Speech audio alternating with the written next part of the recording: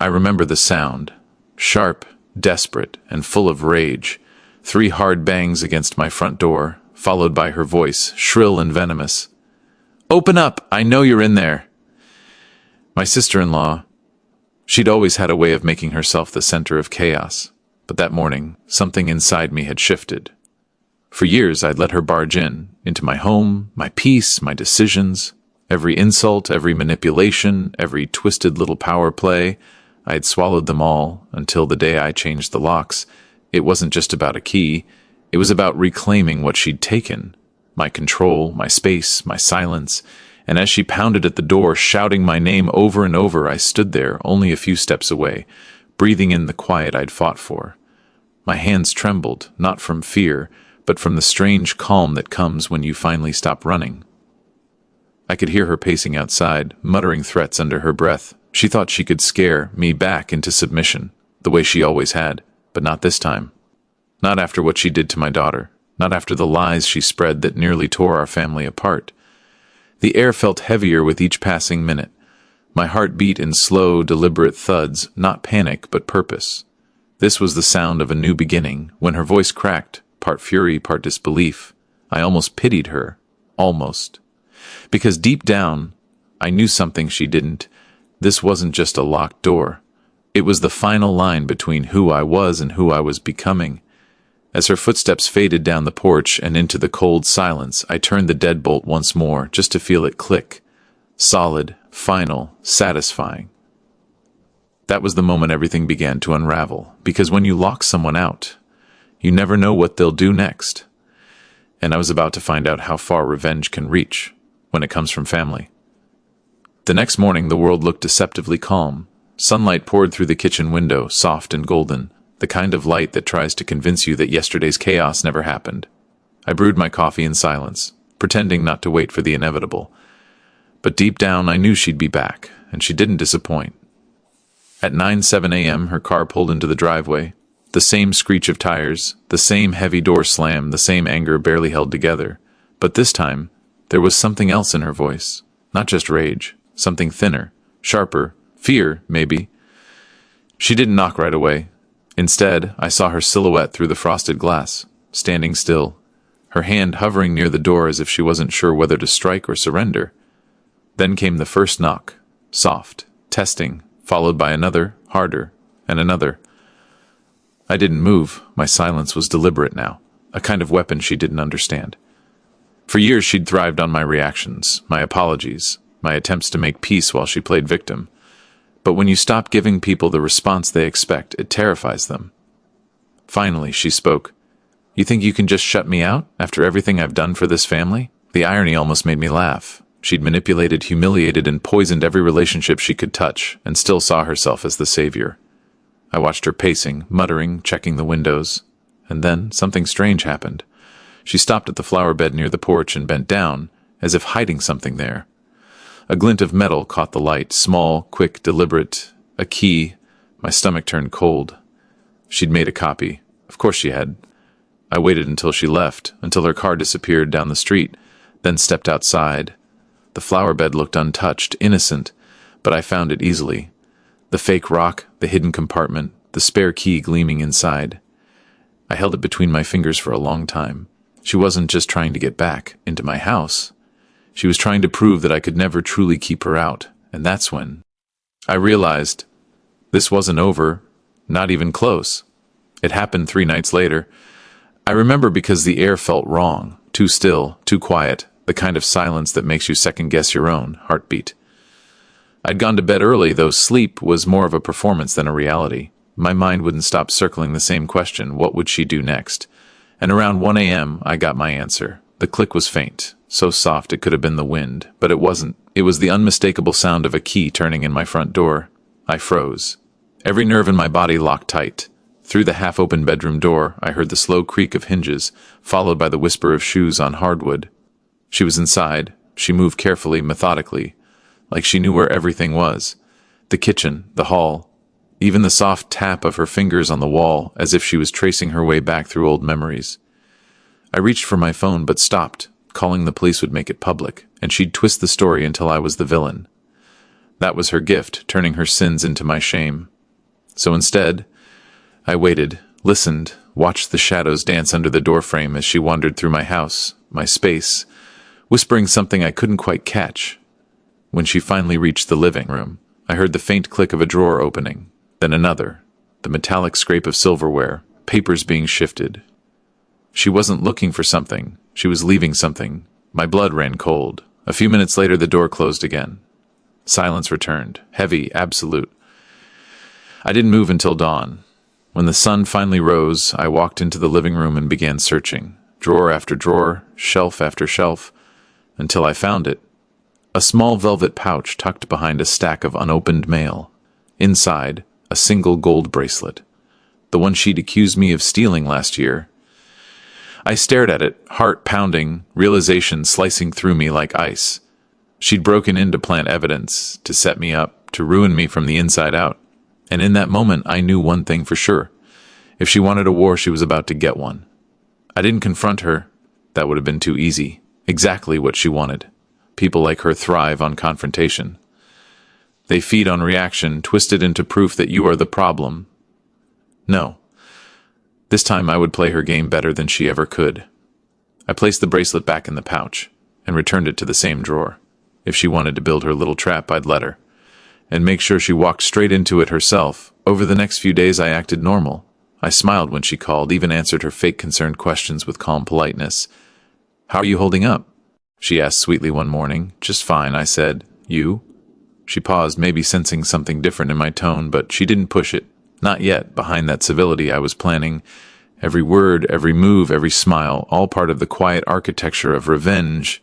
I started by installing a small camera in the living room. Not hidden, just subtle enough that no one would notice unless they were looking for it. Then I set a second one by the front door.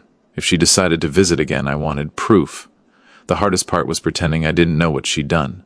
I had to see her, laugh with her even, while remembering how she crept through my home in the dark like a thief. But something unexpected happened during those days of pretending. I stopped feeling afraid and started feeling powerful. For years she'd controlled the narrative, painting me as paranoid, ungrateful, dramatic.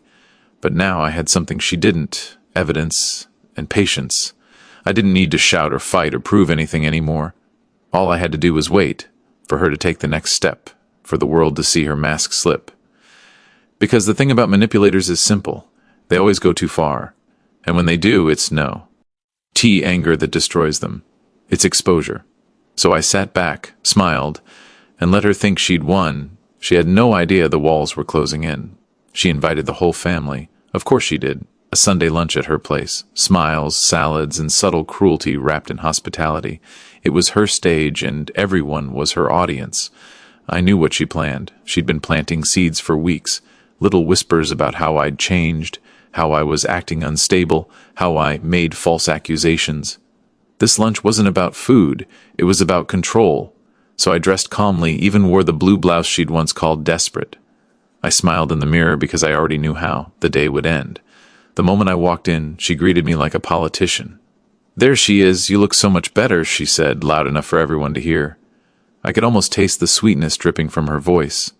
Lunch moved smoothly. Laughter, small talk, the usual performance. But beneath it all, she was waiting for the right moment to strike. And then it came. She stood, holding a velvet pouch. My stomach didn't twist this time. I was ready. "I found this in her house last week," she announced. "My missing bracelet." I didn't want to believe it, but gasps, silence. Eyes turned to me. I didn't say a word. I simply reached into my bag, pulled out my phone, and placed it on the table. "Before you finish," I said softly, "maybe we should all watch something." One tap, the video began, grainy but clear enough. Her creeping through my doorway at 1 a.m., flashlight in hand. Her opening drawers. Her placing the same pouch where she'd later find it. Every second felt like a lifetime. No one moved, not even her. When the clip ended, I looked at her, calm, not triumphant. "I didn't change," I said. "I just stopped letting you rewrite my story." The silence that followed wasn't awkward, it was cleansing. For the first time, her mask didn't just slip, it shattered.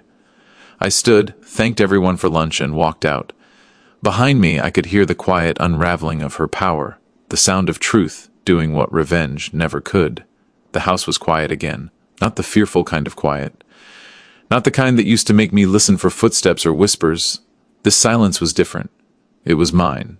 After the lunch, I didn't hear from her for a week. No calls, no texts, no attempts to explain herself. The family, usually buzzing with gossip, stayed strangely silent too. Guilt spreads faster than rumor when there's proof. Still, I couldn't help thinking about her. How someone could spend so much energy trying to destroy others. And for what? Power?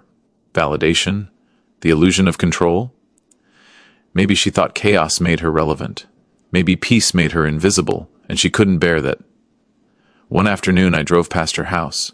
Her car was there, but the curtains were drawn. The once perfect garden she bragged about had begun to wilt. It struck me how fitting that was. Things tend to die when they're built on manipulation. I didn't feel proud, just done. There's a strange emptiness that comes when you finally stop fighting someone who was never really your enemy, only their own reflection. Instead of revenge, I chose quiet maintenance. I changed the locks again, yes. But this time it wasn't fear, it was closure. I donated old things, opened windows that hadn't been touched in months, and played music again, soft, simple, real. Every so often I'd hear her name in passing. She's keeping to herself. She's been avoiding everyone, and I would just nod because that was no longer my story to manage. One night, as I stood by the window watching the lights fade down the street, I realized something that made me smile. Peace isn't about winning. It's about walking away before the noise consumes you.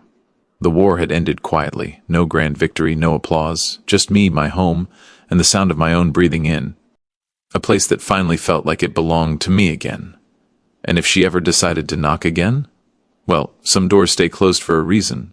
It took me weeks to understand what really happened. Not the obvious part, the lies, the planted bracelet, the betrayal. I understood all that the moment I saw her face at that lunch. What took longer was realizing why it had always been this way. It wasn't just her. It never was. In our family, control had always worn different faces. A father who demanded silence. A mother who called obedience love. Aunts who smiled while comparing. Cousins who competed instead of comforting. We didn't learn affection. We learned hierarchy. My sister-in-law was only repeating the pattern she'd been raised in. Domination disguised as concern, intrusion sold as protection, and for years I played my assigned role. The quiet one, the peacekeeper, the apologizer, until the day I changed the locks. It sounds small, but it was the first act of rebellion in a lineage built on submission. The day I chose boundaries over approval. Now, when I look back, I can almost trace the echo of that decision. The way it rattled her. The way it unsettled everyone else who'd benefited from my compliance. Because when one person steps out of an old script, the whole story begins to crumble. I used to think revenge was the point, that justice meant watching her fall. But standing here now, I see the truth. Justice isn't what you do to them. It's what you stop letting them do to you. I broke something that had been passed down like inheritance. The unspoken rule that love means surrender. And maybe she'll never change. Maybe the rest of them won't either. But for the first time, I don't need them to... The locks on my doors aren't barriers anymore. They were symbols, reminders that peace sometimes begins with a simple, deliberate act of saying no more. That's how family curses end. Not with shouting, not with vengeance, but with one quiet choice that says, this stops here. My daughter noticed the change before anyone else did. Children may not understand every detail, but they always feel the temperature of a home, the tension in the air, the fear behind the smiles. And she had lived through all of it with me, even when I thought I was protecting her. One evening she sat beside me on the couch, tucking her legs under a blanket the way she had when she was younger. "You're not scared anymore," she said quietly. It wasn't a question. "No," I answered. "I'm finally not." She rested her head on my shoulder for the first time in months. I didn't flinch. Not from worry, not from waiting for the next attack. We just sat there, breathing, existing, safe. I realized then how much I'd lost while trying to keep the peace with someone who thrived on conflict. I'd been so busy defending myself from attacks that I'd forgotten what I was defending. My home, my sanity, and her. The next day we started making small changes together. We painted the front hallway, a fresh color, warm like early morning light.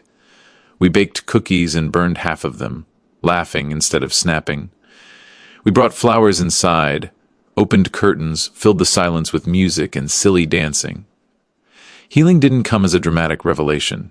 It came in tiny doses of ordinary happiness. It came in choosing joy over vigilance. It came in giving my daughter a version of me that wasn't always bracing for impact. One night she asked, "Do you think she'll come back?" I thought about the wilted garden, the closed curtains, the weight of exposure. "She might," I said honestly, "but it won't change anything. Because the locks are different now. Not just the ones on the doors." My daughter smiled, not because everything was perfect, but because she saw something she hadn't seen in a long time. Me, unafraid. For the first time, our home felt like what it should have always been. Not a battleground, but a refuge. And I promised myself, and her, that it would stay that way.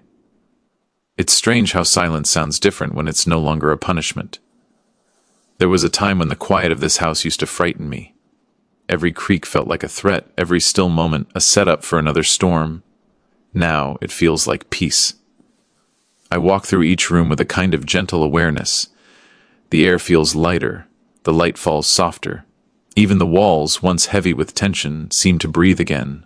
Sometimes I still catch myself waiting, for her voice, for her anger, for the next invasion. But it passes quickly now, because I know something I didn't before. Closure isn't an apology from the one who hurt you. It's the quiet certainty that you don't need it anymore. People often talk about forgiveness like it's a gift you give someone else. But I think it's really a door you open for yourself, a way to walk out of a story that no longer deserves you. I don't hate her. I don't wish her harm. I just don't think about her much anymore. And that, I've learned, is the truest kind of revenge, indifference. There's freedom in letting go of the need to prove anything. I don't need to be believed, understood, or vindicated. The truth already exists, and that's enough. Sometimes my daughter catches me smiling for no reason. When she asks why, I tell her, because peace is louder than chaos, once you stop letting them compete. I changed the locks once to keep someone out. Now I keep them as a reminder of something bigger. You can't control who knocks, but you can always decide who gets to come in. The world outside is still messy, people still hurt each other, and stories like mine still repeat over and over, but not here, not anymore, because this home, this life, finally belongs to me. And that's where my story ends, not with vengeance, not with victory, but with quiet, undeniable freedom. They say every ending is just a new beginning, but I don't think that's always true. Some doors are meant to stay closed, and that's okay. The night she banged on my door feels like a lifetime ago now. Back then, the sound echoed through my bones, fear, anger, heartbreak all tangled together. Now, when I remember it, there's no sting left, only clarity, because that door wasn't just wood and metal, it was a boundary, one I built out of years of silence, survival, and finally strength. I didn't slam it shut out of hatred. I closed it because peace was waiting on the other side. The garden outside has started to bloom again. My daughter laughs louder now, and sometimes when I stand at the window and watch the light spill across the floor, I think, maybe this is what freedom really sounds like. No shouting, no footsteps, just stillness. Some stories don't need a grand ending, just the sound of a lock clicking softly, and the promise that it will stay that way.